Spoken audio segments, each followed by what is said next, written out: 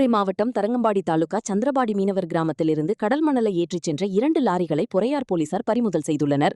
தரங்கம்பாடி தாலுகாவில் தொடர்ந்து பல ஆண்டுகளாக மணல் கொள்ளை நடைபெற்று வருகிறது. அனுமதி பெற்றும் பெறாமலும் பல இடங்களில் மணல் கொள்ளை நடைபெற்றது.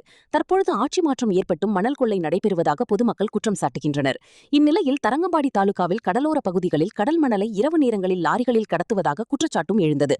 சந்திரபாடி மீனவ கிராமத்திலிருந்து கடல் மணலை ஏற்றிச் சென்ற லாரிகளை பறிமுதல் செய்து போலீசார் விசாரணை செய்து வரும் நிலையில் தொடர்ந்து இதுபோன்று கடல் மணல் கடத்தப்பட்டு அருகிலுள்ள புதுச்சேரி மாநிலம் காரைக்காலுக்கு கொண்டு செல்வதாகவும் குற்றச்சாட்டு எழுந்துள்ளது.